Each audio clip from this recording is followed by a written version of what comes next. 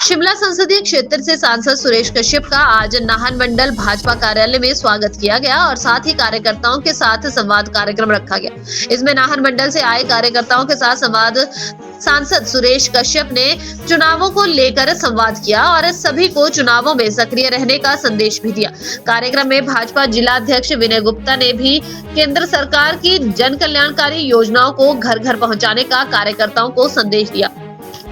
सांसद सुरेश कश्यप ने कहा कि केंद्रीय नेतृत्व ने उनके ऊपर लगातार दूसरी बार भरोसा जताया है कि वो उनकी आशाओं पर पूरा खरा उतरेंगे।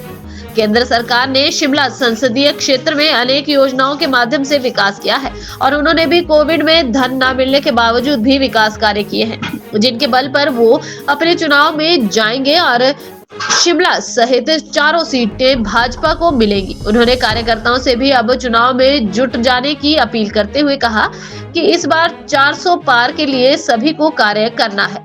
इस दौरान भाजपा जिला अध्यक्ष विनय गुप्ता ने भी कार्यकर्ताओं को संबोधित किया। सरकार का आशीर्वाद, भारतीय जनता पार्टी का आशीर्वाद दूसरी बार मिला, केंद्रीय नेतृत्व का आशीर्वाद दूसरी बार मिला है और मेरा ये प्रयास रहेगा कि अपने संसदीय क्षेत्र के लोगों की जो भी समस्या है, हमने सांसद निधि के माध्यम से भी बावजूद इसके कि 2 साल कोरोना के कारण सांसद निधि बाधित रही और हमारे जो भी छोटे मोटे काम सांसद निधि से होते थे वो बाधित हो गए थे, लेकिन फिर भी मेरा यह प्रयास रहा कि 17 के 17 विधानसभा क्षेत्रों में समान रूप से हमने सांसद निधि देने का काम किया और मैंने CSR के माध्यम से भी बहुत सारे प्रोजेक्ट्स ऐसे बनाए जो कि आम जन को आज जिनका फायदा मिल रहा है, जिसमें कि एक अच्छा प्रोजेक्ट जो हमने सराहा में लगाया नारी शक्ति के सशक्तिकरण की दृष्टि से और स्वच्छता की दृष्टि से हम वहाँ पर जो है सैनिटरी नैपकिन बनाकर महिलाओं को मुफ्त में दे रहे हैं। मैं समझता हूँ ऐसे अनेक काम मेरा ये प्रयास रहा है कि विशेष रूप से नारी शक्ति को स्वावलंबी बनाने की दृष्टि से हमने करने की कोशिश की। इसके अलावा कोविड के समय में भी हम लोगों ने बहुत प्रयास किया और मैंने व्यक्तिगत रूप से कई एम्बुलेंसेज दी, मेडिकल कॉलेज में नेबुलाइजर और ऐसे करके कुछ राशि भी 50 लाख के करीब मेडिकल कॉलेज में दी। इसके अलावा बहुत सारे जो दूसरे हमारे हॉस्पिटल्स थे वहाँ पर जो हमने सहायता मुहैया करवाने की कोशिश की।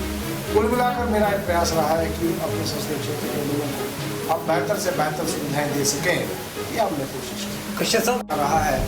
आज पूरे प्रदेश की जनता अपने आप को ठगा सा महसूस कर रही है। बहुत अपेक्षाओं के साथ जनता ने कांग्रेस पार्टी को जो है समर्थन दिया था, नए दौर की शुरुआत होगी, व्यवस्था परिवर्तन होगा। 15 महीने बीत गए लेकिन 15 पैसे का भी काम हिमाचल प्रदेश में नहीं हुआ और जो आज सरकार की स्थिति है, अल्पमत में सरकार चल रही है, आज सरकार का जनता की ओर कोई भी ध्यान नहीं है। ये तो केवल अपनी सरकार को बचाने में लगे हुए हैं, अर्थात जनता के साथ जो वादे हुए थे और उन सारे वादे जो है एक भी वादा पूरा नहीं हो सका। 10-10 गारंटियाँ दी थी, एक भी गारंटी पूरी नहीं हो सकी। इसलिए जनता आज अपने आप को ठगा महसूस करती है। ये बात सही है कि हमारे पास